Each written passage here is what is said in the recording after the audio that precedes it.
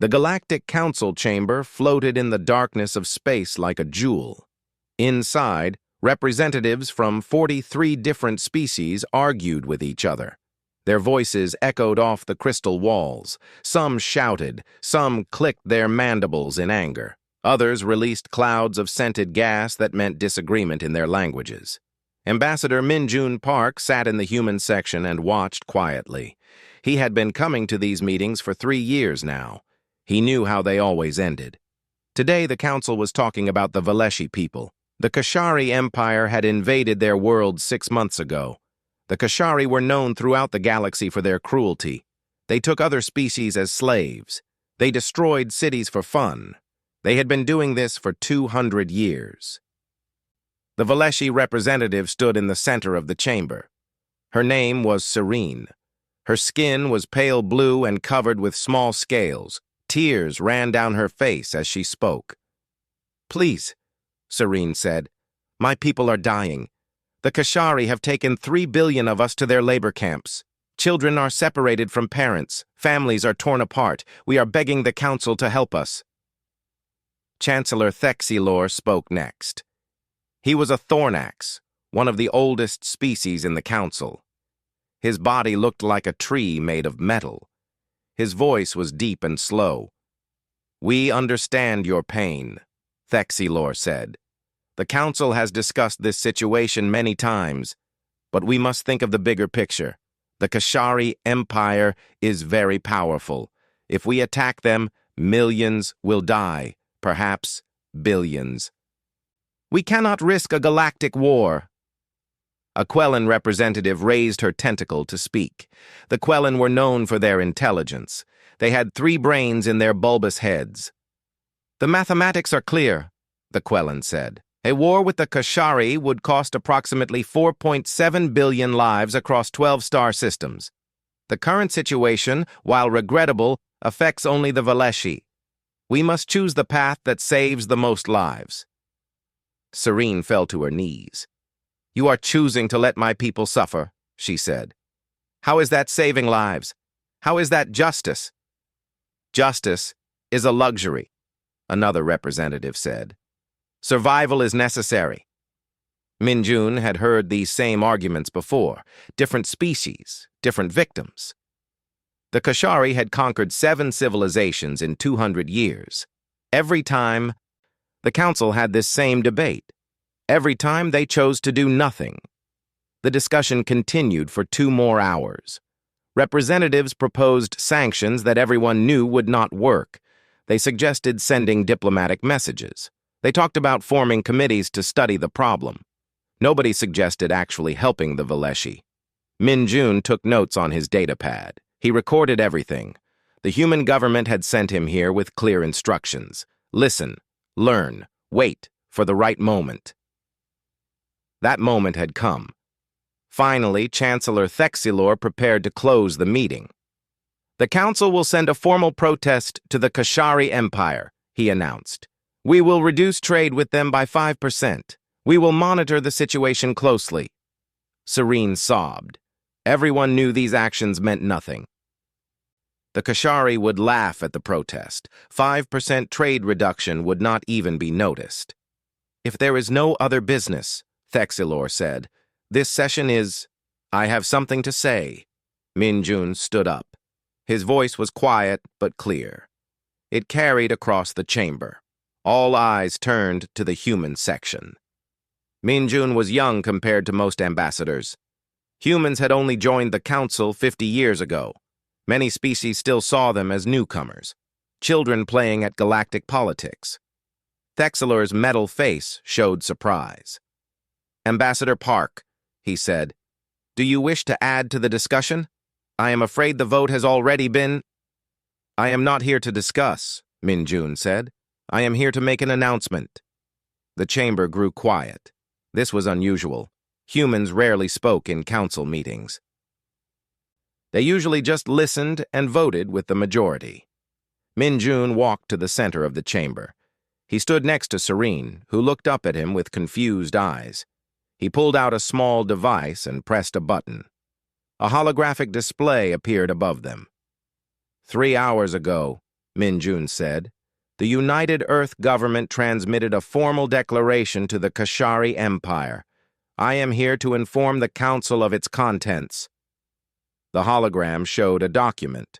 The words were written in all the major galactic languages. The title was simple and clear. Humanity declares war on the Kashari Empire, Min-jun read. Effective immediately, Earth and all human colonies are in a state of war with the Kashari Empire and any who support them. This declaration will remain in effect until all enslaved peoples are freed and the Kashari government is held accountable for its crimes. For 3 seconds, there was complete silence. Then the chamber exploded into chaos. Impossible! Someone shouted. The humans have gone insane! Another yelled. Thexilor struck his gavel 3 times. The sound boomed through the chamber. Order! I demand order! The noise slowly died down. Thexilor stared at Min-jun. Ambassador Park, he said slowly. Perhaps I misheard you. Did you say that humanity has declared war on the Kashari Empire? You heard correctly, Min-jun said. But this is madness, a Quellan representative said. Your species has been spacefaring for only 200 years. Your military is tiny compared to the Kashari. They will destroy you. Min-jun nodded. Perhaps they will try, he said. But humanity has made its decision. Thexilor leaned forward. Do you understand what you are doing? The Kashari have been conquering worlds since before your species left its home planet. They have weapons that can crack moons in half. Their fleet numbers in the thousands. Your entire human navy has perhaps 300 ships. 347, Min-jun corrected. And yes, we understand the odds. Then why? Serene asked. Her voice was barely a whisper. Why would you do this for us? Min-jun looked at her. Then he looked around the chamber at all the representatives. Because someone has to, he said simply. This council has spent 50 years explaining to me why helping others is impossible. You have taught me that peace is more important than justice. That stability is more important than freedom. That calculation is more important than courage. He paused. Humanity disagrees. The chamber was silent again. Min-jun continued. We did not come to the stars to watch others suffer. We did not build our ships and explore the galaxy just to sit in comfortable chairs and debate while innocents die. You ask why we would risk destruction for the Valeshi? I ask you why you would not. Thexilor's voice was quiet now. You will not win this war, Ambassador Park. Min-jun smiled sadly. Maybe not, he said. But we will fight it anyway, and perhaps that will be enough. He turned and walked toward the exit. Behind him, the council erupted into arguments once more. Species shouted at each other. Some demanded humanity be expelled from the council. Others called for sanctions against Earth. Min-jun did not look back. He had delivered his message. The war had begun. The news spread across the galaxy in hours. Every species heard the same incredible story. Humanity, the young species that had joined the Council only 50 years ago, had declared war on the most feared empire in known space. Most thought it was a joke. Some thought it was suicide. A few wondered if the humans had simply gone mad. In the Kashari capital, Emperor Krathul laughed when he received the message. He was sitting on his throne of black stone, surrounded by servants from a dozen conquered species. They all wore collars that could kill them with the press of a button. Send a response, Krathul told his communications officer. Tell the humans we accept their declaration. Also tell them we will arrive at their nearest colony in 2 weeks to teach them what war really means. The emperor stood and walked to a window that looked out over his city. Buildings stretched for hundreds of miles. All of them had been built by slave labor. Millions of beings worked and died to keep his empire strong. Humans, he said with amusement. They think they can challenge us because they have some ships and righteousness. They will learn that righteousness does not stop plasma cannons. But Krathul did not understand humans as well as he thought. Across human space, the preparation had already begun. Not in 2 weeks or 2 months. It had started 6 months ago, the moment the Kashari invaded the Valeshi worlds. In the Earth Defense Force headquarters, Fleet Admiral Song-Mi Chen reviewed the battle plans one more time. She was 70 years old and had spent her entire life preparing for this moment. Not this specific war, but for the day when humanity would have to stand up for what was right. All civilian populations have been evacuated from the frontier worlds, her tactical officer reported. The Kashari will find nothing but military targets when they arrive. Good, Song-Mi said. What about our intelligence network? Active and functioning. We have eyes on 17 Kashari fleet positions. We also have contact with resistance groups on 8 occupied worlds. Song-Mi nodded.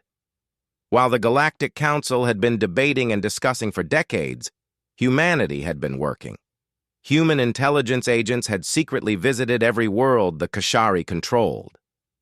They had made contact with resistance fighters. They had studied Kashari tactics and technology. They had prepared.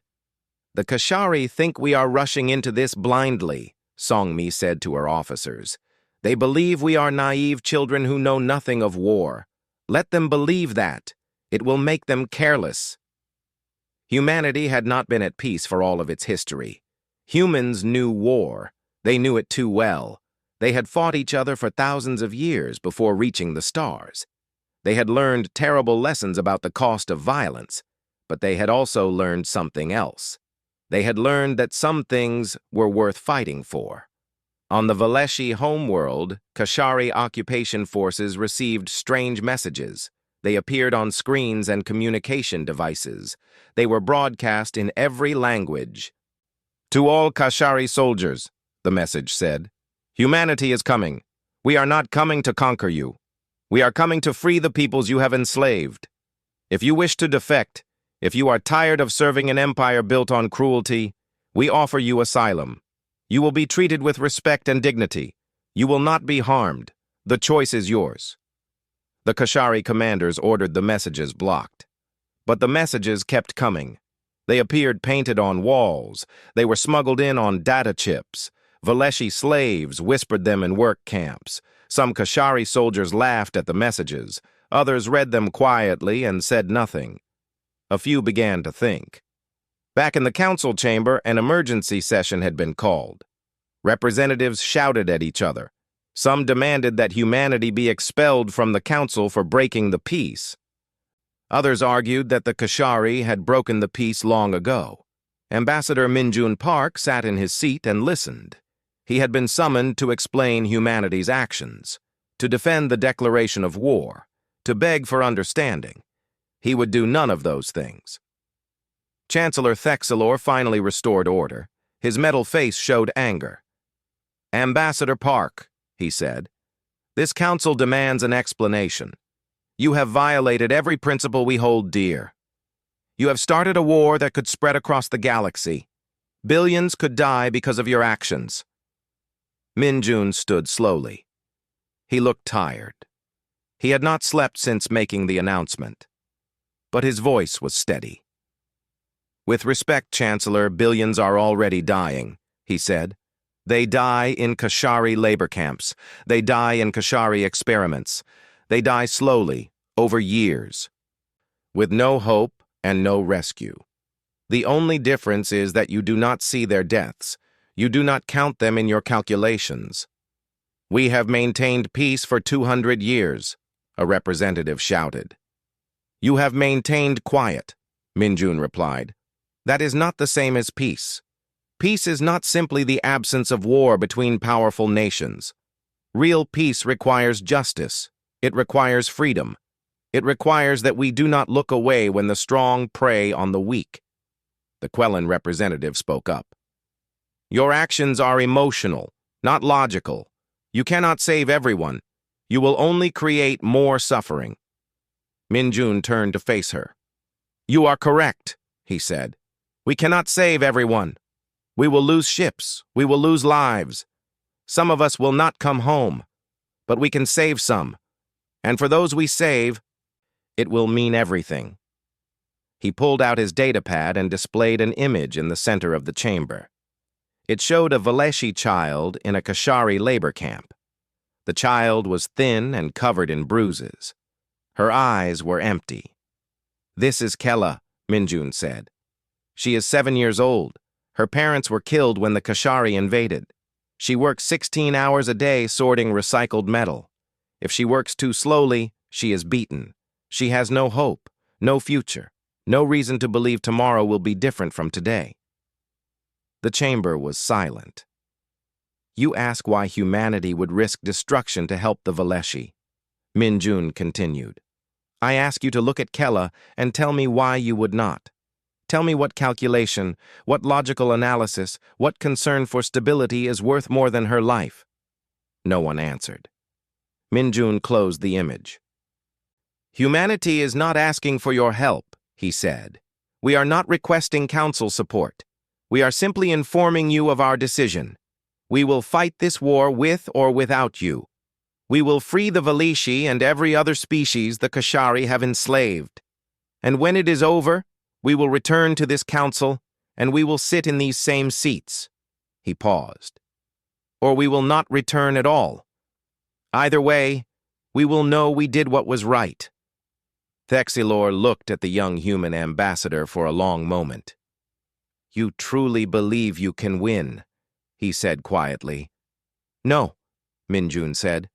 "I believe we have to try." He gathered his things and walked to the exit. But before he left, Serene, the Valeshi representative, ran after him. She grabbed his hand. "Thank you," she whispered. Her tears fell on his sleeve. "Thank you for seeing us."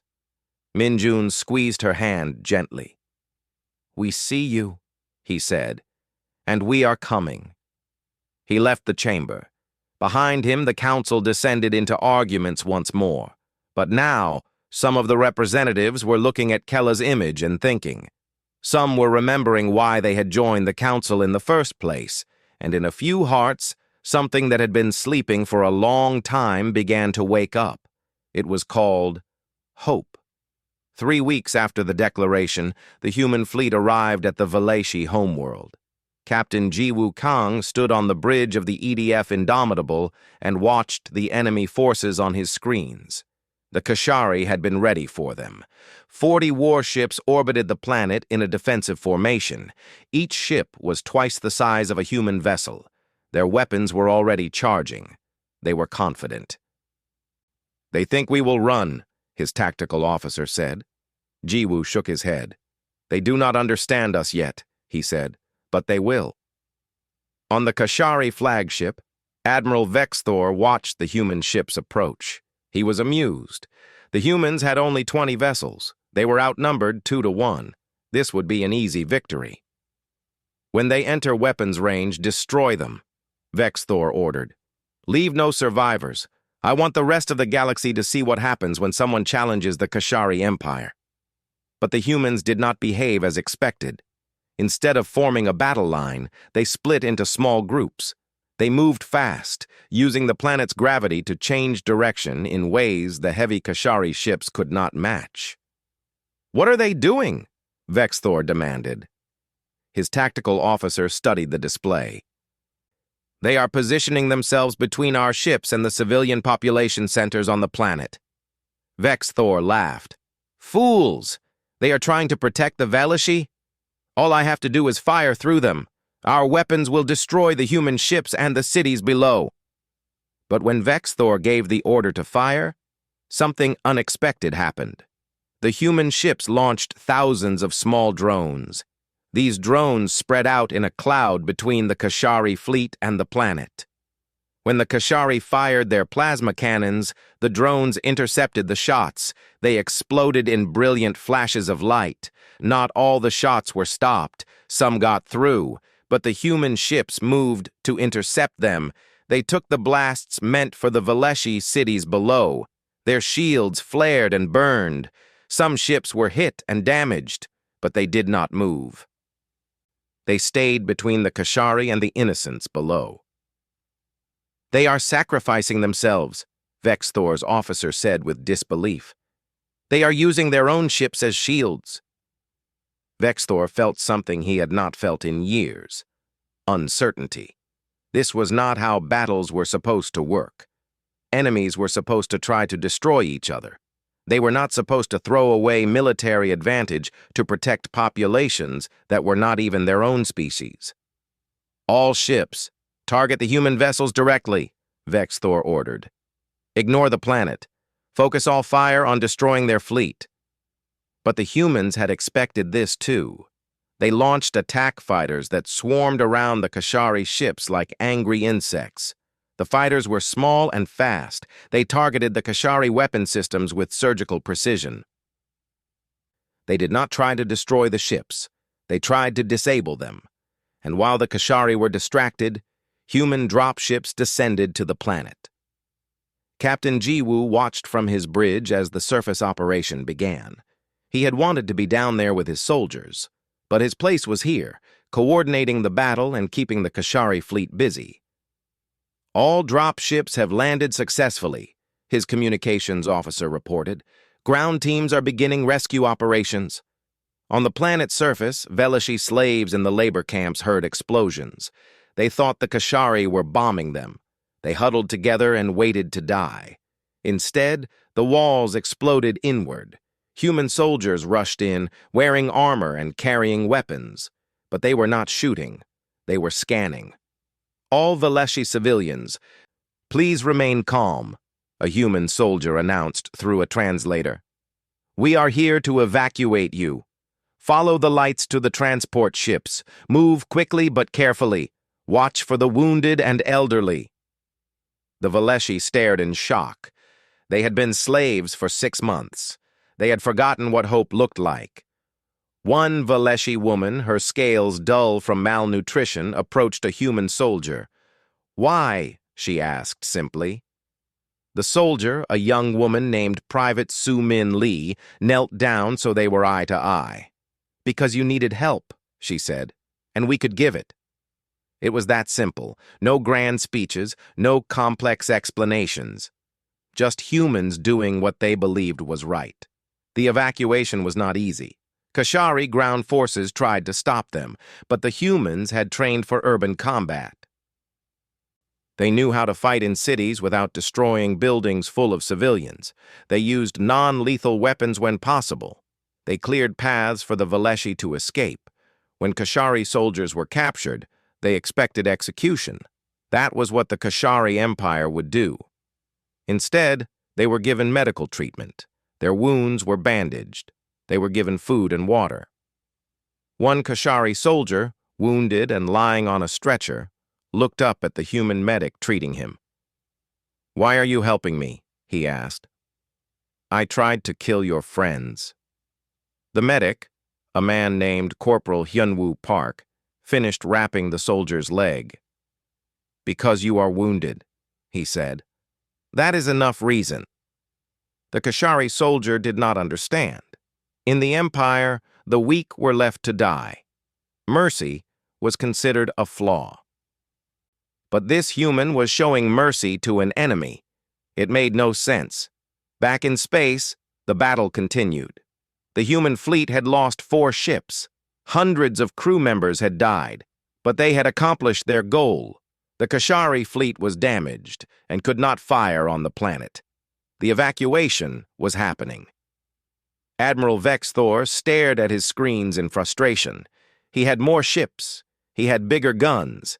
He should be winning. But somehow, the humans were achieving their objectives while he flailed uselessly. "They fight like they care more about saving others than winning," his officer said. "That is insane," Vex Thor replied. "That is not how war works." But he was wrong. That was exactly how humans fought war. They had learned from their own bloody history that victory meant nothing if you lost your soul in the process. They had seen what happened when military might became more important than moral right. They had vowed to be better. After 6 hours of combat, the last Veleshi transport ship lifted off. It was packed with refugees. Thousands of Veleshi who had been slaves were now free. They looked out the windows at the human ships that had saved them. Many wept. Captain Jiwoo gave the order to withdraw. The human fleet pulled back, covering the transport ships. The Kashari tried to pursue, but their damaged ships could not keep up. As they jumped to faster-than-light travel, Jiwoo received a message from the planet's surface. It was from the Veleshi resistance fighters who had helped with the evacuation. "Thank you," the message said. "You did not have to come. You did not have to bleed for us. But you did. We will never forget."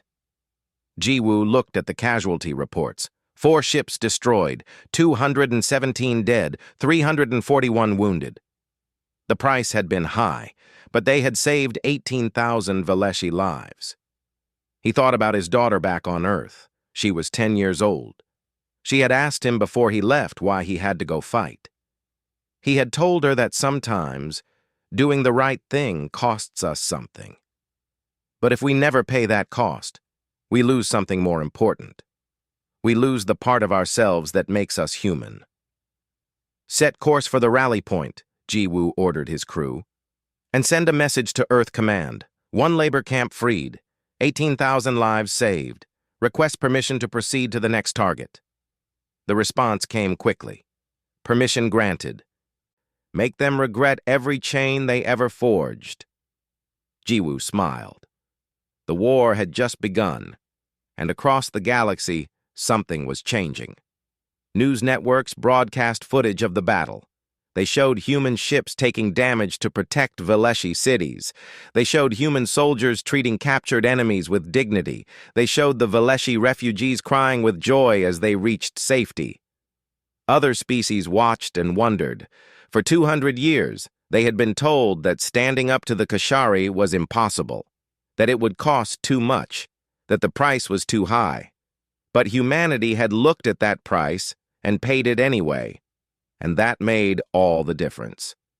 6 months into the war, the Galactic Council met again, but this time the atmosphere was different. The representatives were quieter, more thoughtful. They had all been watching the news. Ambassador Minjun Park entered the chamber and found his seat. He looked tired. He had spent the last 6 months coordinating refugee relief, organizing supply lines, and helping freed populations establish temporary governments.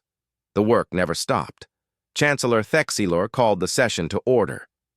"We are here to discuss the situation with the Kashari Empire," he announced, "and the human intervention." A Quellan representative spoke first. "The mathematical projections were wrong," she admitted. Her 3 brains had been working on the problem for months. "We calculated that a war with the Kashari would cost billions of lives. But humanity has freed 7 worlds, and the total casualties on all sides are less than 50,000. How is this possible?" Minjun stood. "It is possible because we did not fight to destroy," he said. "We fought to free. There is a difference." "But you lost ships," another representative said.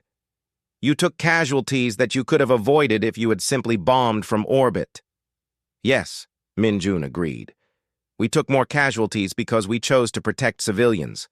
We lost soldiers because we refused to use tactics that would have killed innocents. That was not a mistake. That was a choice." Thexilor accessed a data file. "According to our intelligence, something unexpected is happening within the Kashari Empire. Defections have increased by 300%. Entire Kashari military units have surrendered to human forces. Can you explain this?" Before Minjun could answer, the chamber doors opened. A Kashari officer walked in, escorted by human guards. The entire council erupted in shock. A Kashari had never entered the council chamber before. They had always refused to acknowledge the council's authority. The Kashari officer bowed respectfully. "My name is Grixan," he said. "I commanded a Kashari battle group in the Veleshi sector. I have requested permission to speak before this council." Thexilor looked at Minjun. Ambassador Park, what is the meaning of this? Commander Grixon defected to human forces 3 weeks ago, Minjun explained. He asked if he could address the council. I thought you should hear what he has to say. The Chancellor was quiet for a moment. Then he nodded. Very well. Commander Grixon, you may speak. Grixon stepped into the center of the chamber. He was a large being covered in scales and muscles. His species had evolved as predators. They looked dangerous because they were dangerous. I spent 20 years serving the Kashari Empire, Grixon began. I conquered 6 worlds. I commanded troops who enslaved millions. I believed we were strong. I believed might made us right. I believed the weak deserved to be dominated. He paused. His voice became quieter. Then I met humans in battle. The council listened closely. We were ordered to defend a slave processing facility on Valeshi Prime. Grixon continued. Human forces attacked. We fought them with everything we had. I expected them to destroy the facility with everyone inside. That is what we would have done. That is what logical military tactics demanded. He shook his head slowly. But humans are not logical. They are insane. They risked their lives to evacuate slaves while we were shooting at them. They took casualties to protect beings they had never met. And when my troops were wounded and captured, I expected execution. I expected torture. I expected everything I had done to others. Grixon looked around the chamber. Instead, I received medical care. A human medic operated on me for 6 hours to save my life. When I asked why, he said it was because I was wounded, as if that explained everything. The chamber was completely silent now. In my hospital bed, I had time to think, Grixon said. I watched human soldiers working. They treated Valeshi refugees with gentleness. They treated Kashari prisoners with respect. They treated everyone like they mattered. And I realized something. The Kashari Empire told us we were strong, but we were not strong. We were cruel. True strength is choosing mercy when you could choose violence. True power is protecting the weak, not exploiting them. A representative raised a tentacle. But you are Kashari. Why would you betray your own people? I am not betraying them, Grixon said firmly. I am trying to save them. The Empire has made us into monsters. Humans showed me we could be something better. I defected because I want my species to have a future. And that future cannot exist while we are enslaving others. He turned to Minjun. Ambassador Park told me that humans have a saying. It goes, the only thing necessary for evil to triumph is for good beings to do nothing. For 200 years, the Kashari Empire has done evil. And for 200 years, good beings have done nothing until humans came. You did something. And you changed everything. Thexilor leaned forward. Commander Grixon, how many other Kashari think as you do? More than you know, Grixon replied. The Empire controls us through fear. But humans have shown us something more powerful than fear. They have shown us hope. Kashari soldiers are realizing they do not have to serve the Empire. They can choose something different. And many are making that choice. After Grixon finished speaking and left the chamber, the council sat in silence for several minutes. Finally, a young representative from the Koryak species spoke up. She had only been on the council for 2 years. I have a confession, she said nervously. My government officially does not support the human war. We voted to remain neutral, but unofficially, I have been coordinating with Koryak's volunteers who want to help humanity. There are 300 Koryak ships currently operating alongside human forces. Another representative stood. The Vexine government has been secretly supplying human forces with medical equipment and food supplies. Another stood. 15,000 Thornax engineers have volunteered to help repair damaged human ships. One by one, 17 different species admitted they had been helping humanity in secret. Their governments had officially remained neutral, but their people had chosen differently. Thexilor looked around at all the representatives. So, he said slowly. While we sat here and debated, our own people took action. While we calculated costs, they paid the price. While we chose caution, they chose courage. He turned to Min Jun. Ambassador Park, I owe you an apology. Actually, I owe you more than that. I owe you my shame. You came to this council 6 months ago and announced your war. I thought you were foolish. I thought you would be destroyed. I thought your sacrifice would be meaningless. The old chancellor's voice cracked slightly. I was wrong. You have not been destroyed. Your sacrifice has not been meaningless. You have done something I thought impossible. You have reminded us all what it means to have principles, what it means to stand for something, what it means to be willing to pay the price for doing what is right. Min Jun bowed his head. Chancellor, we did not do this to shame anyone. We did this because we looked at the galaxy and saw suffering we could help stop. That is all. That is everything, Thexler replied. That is what we forgot. We became so focused on maintaining stability, on calculating costs, on preserving our comfortable lives, that we forgot the simple truth you just stated. Sometimes you see suffering, and you help stop it. It should not be complicated, but we made it complicated because complication gave us an excuse for inaction. He stood up from his seat, which was rare. The Chancellor almost never stood during sessions. I am calling for a vote. Should the Galactic Council officially support humanity's war to free enslaved peoples from the Kashari Empire? The vote was not even close. 41 species voted yes, 2 abstained, none voted no. After the session ended, Serene, the Valeshi representative, found Min Jun in the corridor. She had been crying, but this time they were tears of joy. 7 of our worlds are free now, she said. 7 worlds where my people can walk without chains, where children can play without fear. You gave us back our future. Min Jun smiled gently. You always had a future, Serene. We just helped you reach it. As he walked back to his quarters that night, Min Jun thought about how much had changed.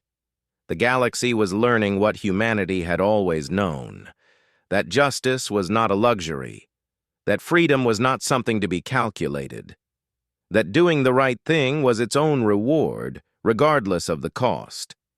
The war was not over yet, but something more important had happened. The galaxy had remembered how to hope, and hope, once awakened, is very hard to kill. The war did not end with a grand battle. It ended with a revolution. 14 months after humanity's declaration of war, the Kashari Empire collapsed from within. Subject species rose up against their masters. Kashari soldiers who had defected returned to their home worlds and spread the truth. The empire that had ruled through fear for 200 years crumbled in weeks.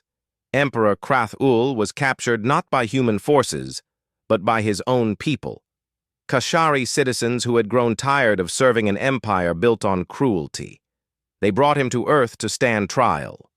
Ambassador Min Jun Park stood in the United Nations building in Geneva and watched as the former emperor was brought into the courtroom. Krathul looked smaller now without his throne and his armies. He looked like what he had always been. Just a man who had chosen cruelty when he could have chosen kindness.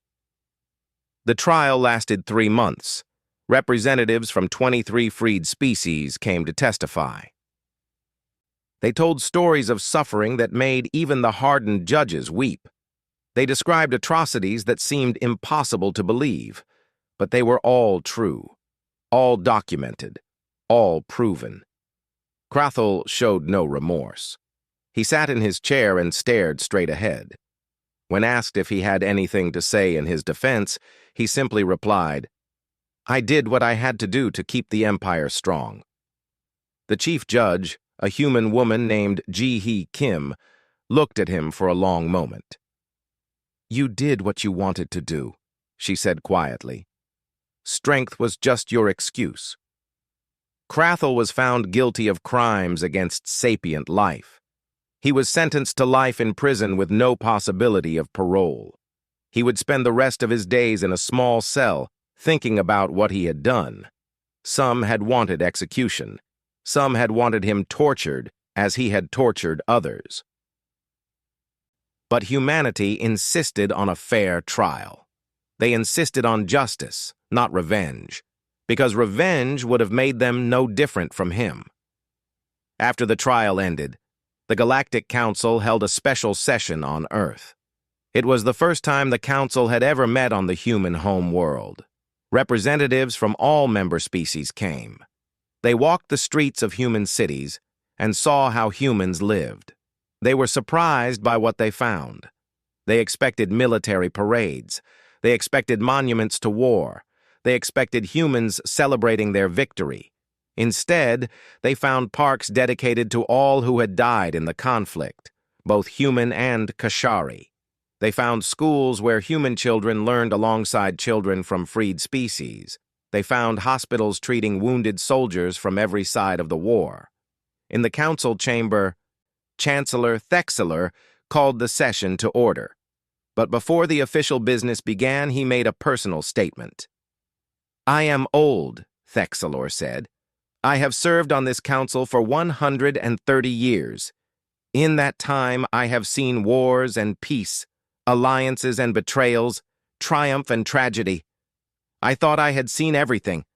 I thought I understood how the galaxy worked." He paused. "But humanity taught me I understood nothing. They taught me that courage is not the absence of fear, but the choice to act despite fear. They taught me that strength is not measured in weapons or ships, but in the willingness to sacrifice for others. Most importantly, they taught me that the greatest power in the universe is not the power to destroy, but the power to inspire." He looked at Minjun Park.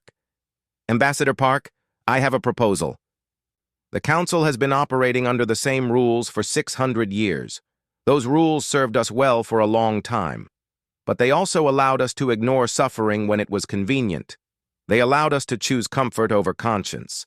I propose we change those rules."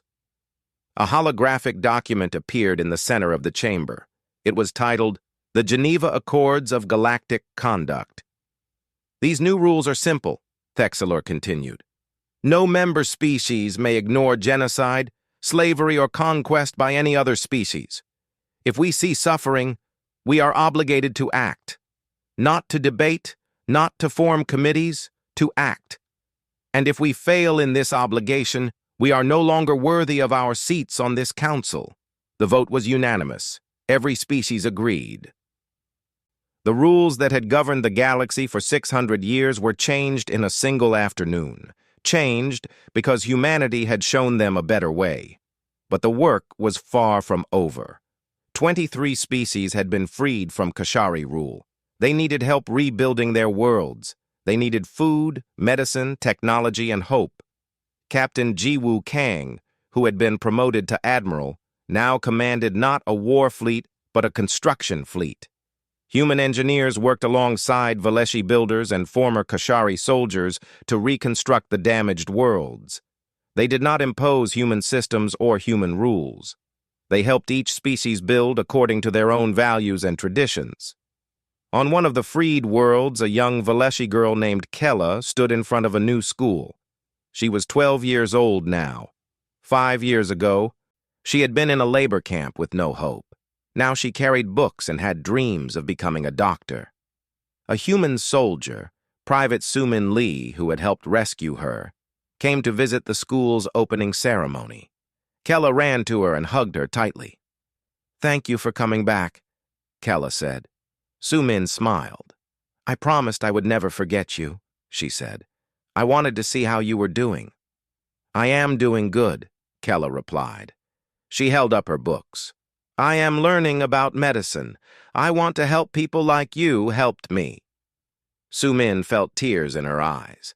This was why they had fought, not for territory or resources or power, but so a little girl could go to school and dream about her future. Back on Earth, Minjun Park prepared for a different kind of meeting.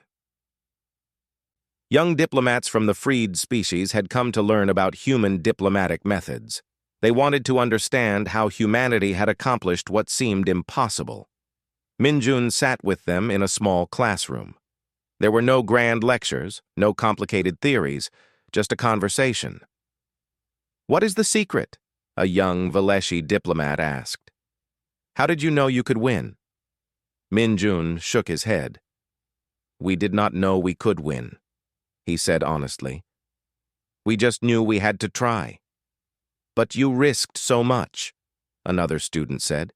"You could have been destroyed. Your species could have been wiped out. Why take that risk for others?" Minjun thought carefully before answering. "There is a human philosopher named Martin Luther King who once said that injustice anywhere is a threat to justice everywhere. We believe that if we ignore suffering because it is not happening to us, then we lose something essential. We lose our humanity." He stood and walked to the window. Earth spread out below them, blue and green and beautiful. "We did not come to the stars to build an empire. We came to find friends, to learn from others, to be part of something larger than ourselves. And when we saw our potential friends in chains, we could not look away. It was that simple." "It does not seem simple," the Valeshi diplomat said. "It seems brave." "Bravery is just fear that has said its prayers and decided to act anyway," Minjun replied. "We were afraid. We are still afraid. But we acted because action was required. And we discovered something important. When you stand up for what is right, you are never truly alone. Others will stand with you. Maybe not at first, maybe not openly, but they will stand." The young diplomats nodded, taking notes and recording his words.